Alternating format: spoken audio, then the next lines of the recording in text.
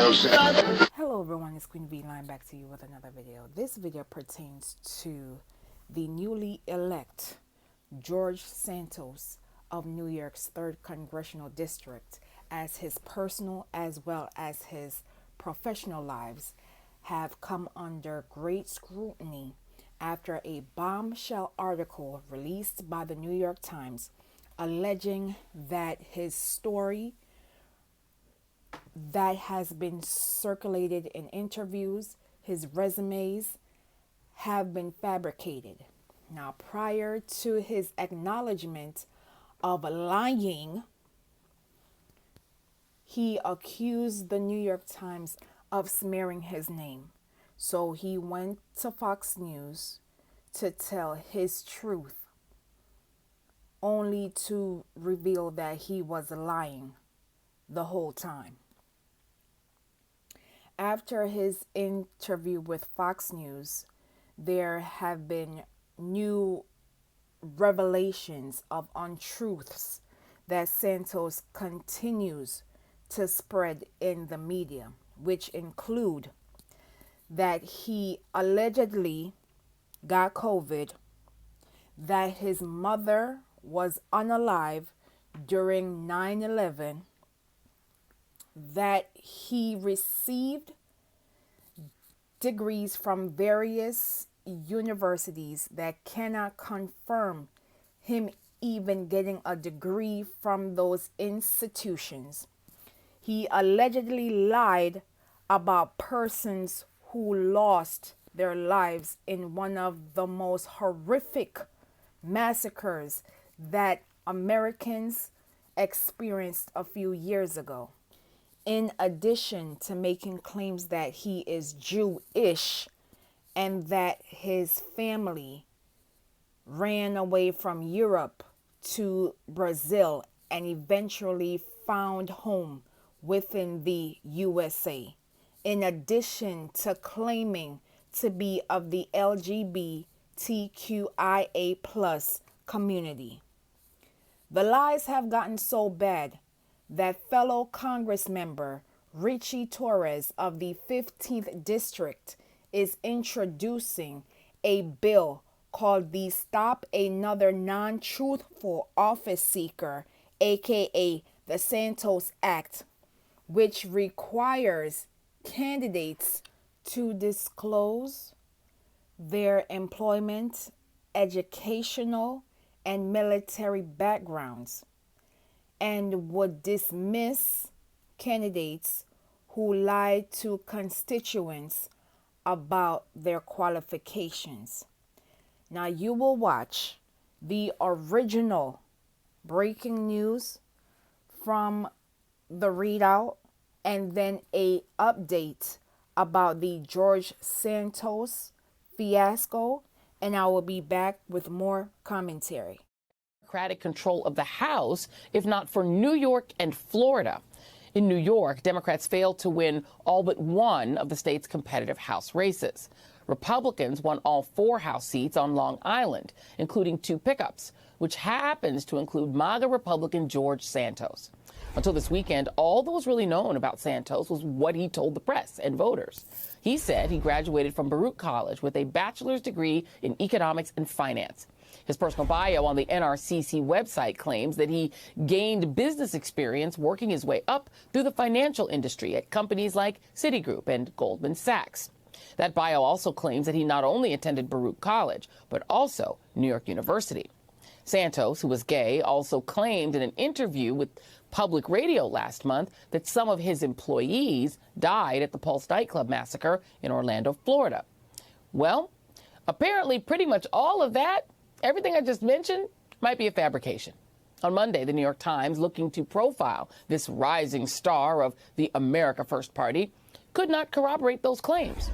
Baruch College has no trace of a George Santos graduating from its school in 2010, nor does NYU. Those big-name banks can't seem to find any trace of him in their records either. And those employees that allegedly died in the Pulse massacre, the New York Times found that none of the 49 victims appear to have worked at the various firms named in his biography.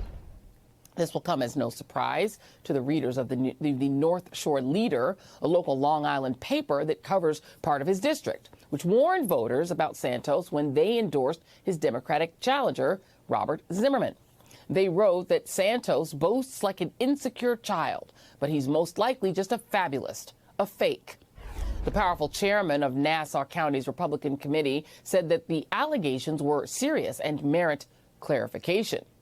You know who hasn't addressed the allegations? The leaders of the House Republican caucus. Kevin McCarthy, whose soon-to-be majority is so razor-thin that he needs Santos in Congress. McCarthy also happens to need him if he wants to be Speaker. Mr. Santos just happened to tweet this endorsement of McCarthy for Speaker on Sunday night, after the Times told him they were about to publish their bombshell findings. Mr. Santos' lawyer claimed that the article was attempting to smear his good name with defamatory allegations.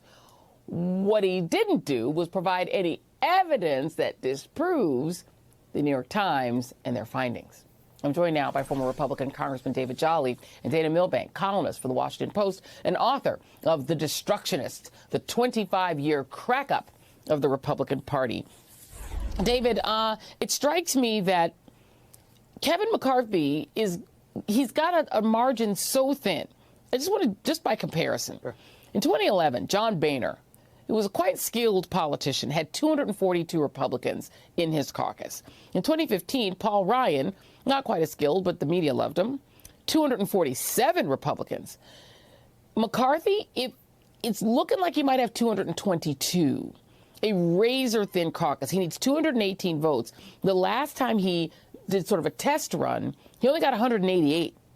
So he's not even in a position to criticize this guy who might have a completely made-up entire biography. Your thoughts? Tonight into Congressman-elect George Santos, who admits he fabricated stories about his past. Tonight, CBS 2's Lisa Rosner speaks with a former friend of Santos and a campaign donor.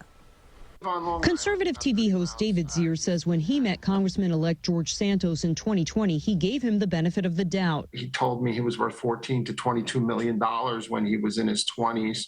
And, now it's coming out that he might have been working at the call center for Dish Network. Zier says he and friends donated time and money to the campaign, believing the Republican could flip the 3rd district from blue to red. We're all very disappointed. I think he should step down. I really do. It puts a black eye on the events next Tuesday. But Wednesday, amid the Queens DA, the 3rd prosecutor announcing an investigation, Santos remained silent. Today, outside the Nassau County Courthouse, descendants of Holocaust survivors and relatives of mass shooting victims slammed him for lying about his Jewish heritage and claiming he lost employees in the Pulse Night Club shooting. How dare you say that you are Jewish? How dare he try to score political points or gain sympathy by lying about losing employees? I lost my son Scott in the worst high school massacre in American history. Santos' former opponent, Democrat Robert Zimmerman. We saw the red flags. We brought it out. We brought it out to the public as best we could. He said the North Shore leader who interviewed Santos in 2020 had published reports, even calling him Scamtos. He wouldn't answer questions clearly. He was very evasive. At the time, he told me that his one side of the family many years ago had come from Belgium to Brazil. This is his criminal file from Brazil. I mean, it's a pretty thick file. It contains pictures of him back from 2008 when he stole a checkbook from an 82-year-old patient of his whom his mother was caring for. Several people have asked the House Ethics Committee to investigate Santos. A rep for the committee told us no comment. I am not surprised that this story is gaining national attention. This is the brand of the guardians of Putin. Their brand is to blatantly lie. They do not care how their candidate is presented to the public. As long as they get a win, their candidate can do no wrong. I understand everyone has a past, everyone tells stories and lies. But the guardians of Putin have taken it to a whole new level by branding themselves as liars and as chaos agents. The guardians of Putin are pushing candidates that are willing to lie to the American people, all because they want to gain control to effectively harm fellow Americans. The lie is not too far from the twice impeached, one-term grifter loser, Donald Trump, who continues to allegedly lie on various aspects of his life and candidacy, which led to the 1-6 attack, which we were all witnesses to, took documents that he had no business taking. And now we are here with Congress members who are telling stories about losing employees who lost their lives in massacres, telling stories about being in various cultures and races. The local media in George Santos's district were ringing the alarm, but voters were not paying attention. I truly believe, had social media known about this candidate, I think voters would have done a deeper dive into Santos's background, because no one in their rightful mind is going to vote for a candidate who blatantly lies about persons dying in massacres, about his race identity, his faith identity, etc., etc. The Republicans only care about the numbers. That way they can control the House and make decisions that will gravely impact fellow Americans for years to come. I've said this before and I will say it again. Elections have consequences. Elections matter. Please be safe out here, and I will see you in the next video.